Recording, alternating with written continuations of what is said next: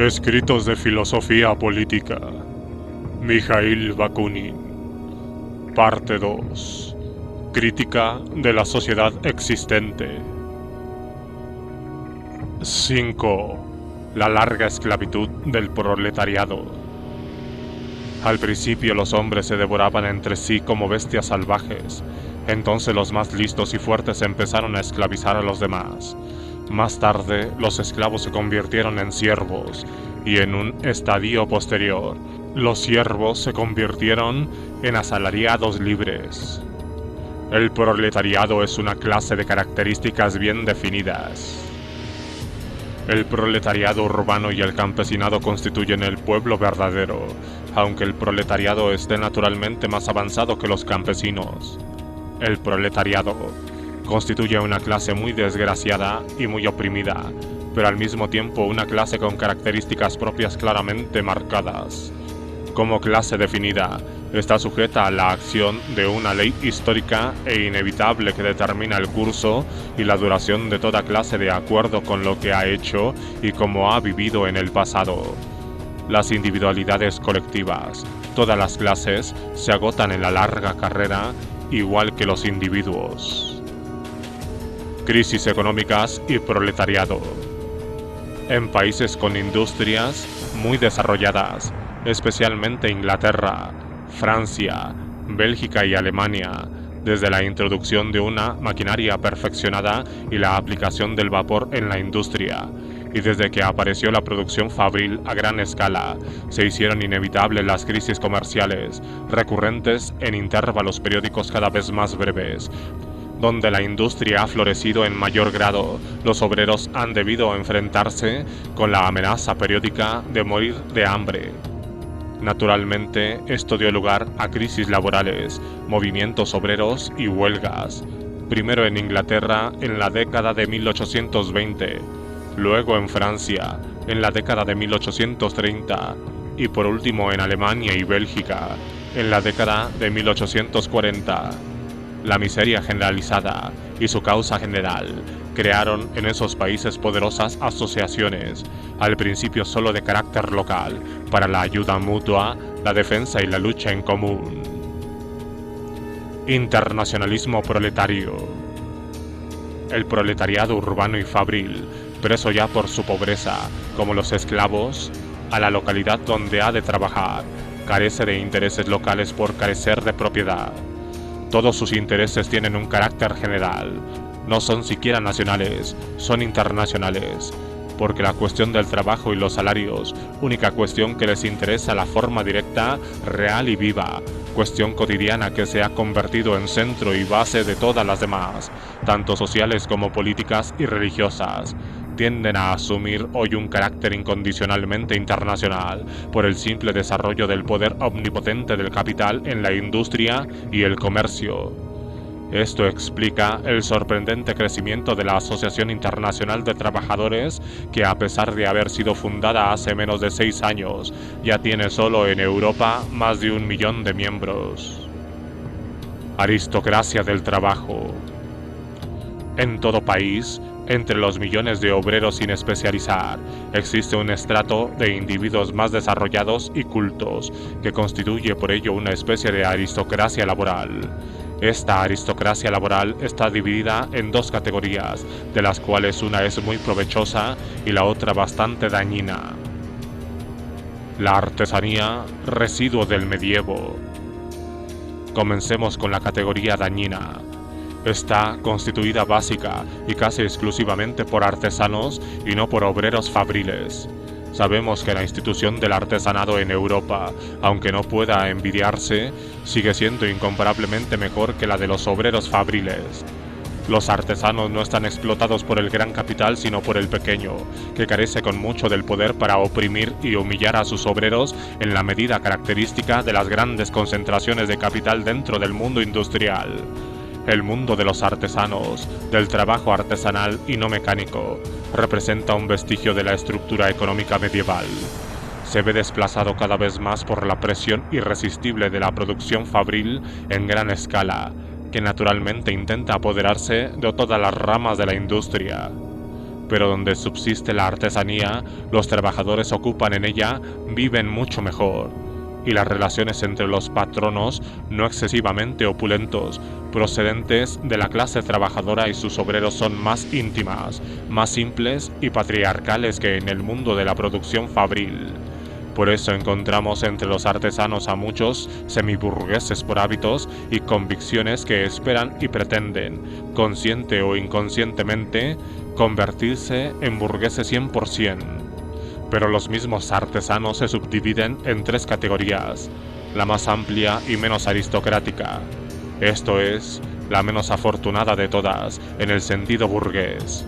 Comprende a los menos especializados y a las profesiones más toscas, como los herreros, por ejemplo, que exigen una considerable fuerza física. Los trabajadores que pertenecen a esta categoría están más cerca que los demás, por sus tendencias y convicciones, de los obreros fabriles, y entre ellos se mantienen e incluso se desarrollan los valiosos instintos revolucionarios. Allí encontramos frecuentemente a personas capaces de comprender en todas sus perspectivas e implicaciones los problemas de la emancipación universal de los trabajadores. Hay una categoría intermedia que comprende oficios como carpinteros, tipógrafos, sastres, zapateros y otros muchos semejantes, para los cuales se requiere un cierto grado de educación y unos conocimientos específicos, o por lo menos un esfuerzo físico inferior, y que por ello dejan más tiempo para pensar. Entre esos obreros hay un mayor bienestar relativo y, en consecuencia, más altanería burguesa. Sus instintos revolucionarios son considerablemente más débiles que en la primera categoría, relativamente no especializada. Pero, por otra parte, encontramos allí a un mayor número de hombres que piensan y razonan, que a veces de modo errado, y que constituyen conscientemente sus convicciones.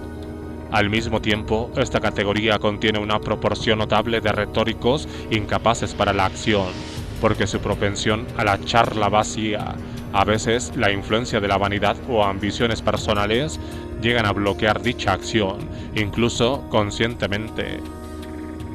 La categoría semiburguesa. Por último, existe una tercera categoría de oficios manuales que produce bienes de lujo y está vinculada por lo tanto a la existencia y preservación del mundo burgués adinerado. La mayor parte de los trabajadores pertenecientes a este medio está casi completamente imbuida en pasiones burguesas, de la arrogancia burguesa y de los prejuicios burgueses. Afortunadamente, representan una minoría insignificante dentro de la masa general de trabajadores, pero donde predominan, la propaganda internacional avanza muy lentamente y con frecuencia asume una tendencia claramente antisocial, puramente burguesa. En esos círculos predomina el ansia de una felicidad exclusivamente personal, de una autopromoción individual, es decir, burguesa, prescindiendo de la emancipación y la felicidad colectivas. Los salarios de estas categorías de trabajadores son incomparablemente más elevados y su trabajo es al mismo tiempo de un tipo más administrativo, ligero, limpio y respetable que en las dos primeras categorías. Este es el motivo de que haya más bienestar, más formación rudimentaria, más soberbia y vanidad entre ellos. Solo se hacen socialistas durante las crisis comerciales que, en virtud del descenso consiguiente en los salarios, le recuerdan que no son burgueses, sino jornaleros. El socialismo burgués encuentra su apoyo entre los trabajadores de la tercera categoría. Se comprende que durante los últimos 10 años, mientras el sistema cooperativo pacífico estaba todavía en la fase más alta de sus elevados sueños y esperanzas, el socialismo burgués encontrará su apoyo principal en el mundo de los artesanos y no en el de los obreros fabriles, y muy especialmente en las dos últimas categorías, las más privilegiadas y próximas al mundo burgués. El fracaso universal del sistema cooperativo fue una lección beneficiosa para la dañina aristocracia laboral. La verdadera aristocracia laboral, la vanguardia revolucionaria. Pero junto con estos estratos existe también una aristocracia de un tipo distinto, una aristocracia benéfica y útil, no surgida de la posición sino de la convicción, cuyo rasgo es una conciencia de clase revolucionaria y una pasión y una voluntad racional y enérgicas. Los trabajadores que pertenecen a esta categoría son los mayores enemigos de toda aristocracia y todo privilegio, bien sea de la nobleza, de la burguesía o incluso de algunos grupos de trabajadores. Pueden llamarse aristócratas solo en el sentido más literal y original de la palabra, en el sentido de ser las mejores personas. Y en efecto, son las mejores personas, no solo entre la clase trabajadora, sino en la sociedad en su conjunto. Combinan en sí mismos, en su comprensión de los problemas sociales, todas las ventajas del pensamiento libre e independiente, de los criterios científicos unidos a la sinceridad de un firme instinto popular.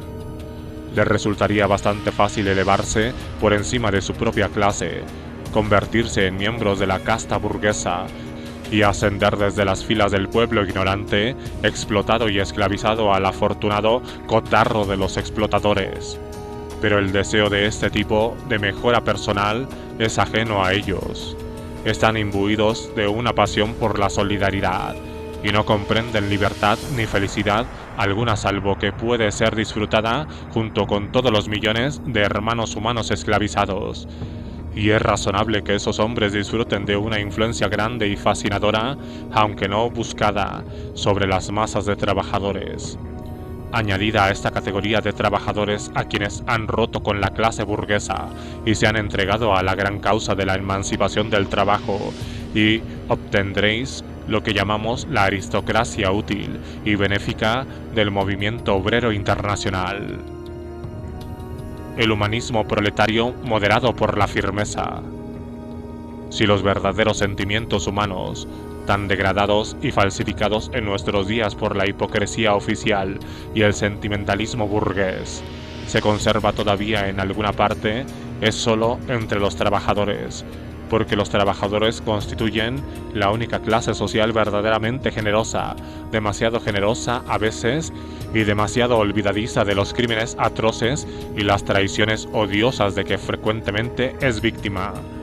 El proletariado es incapaz de crueldad, pero al mismo tiempo está movido por un instinto realista que le lleva directamente hacia la meta adecuada y por un sentido común que le dice que si quiere poner fin a la maldad, es preciso doblegar y paralizar primero a los malvados.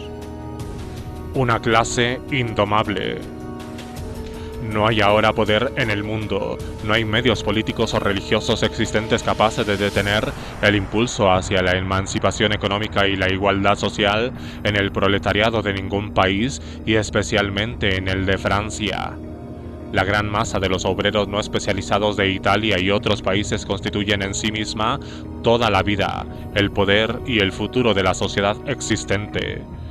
Solo unas pocas personas del mundo burgués se han unido a los trabajadores.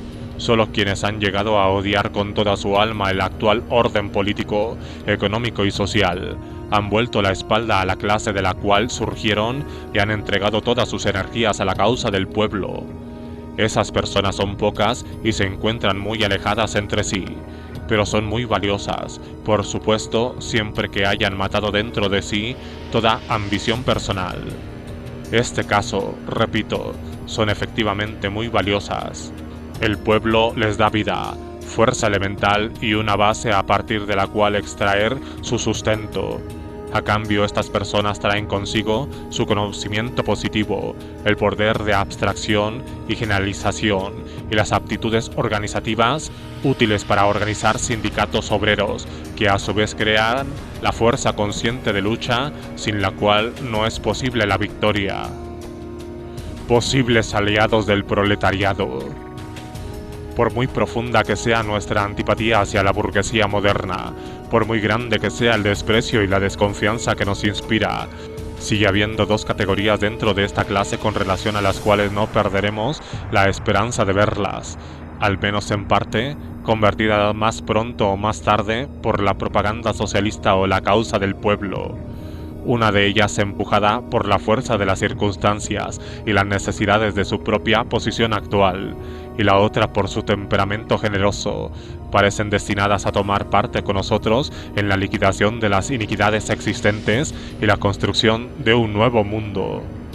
Nos estamos refiriendo a la pequeña burguesía y a la juventud de las escuelas y universidades.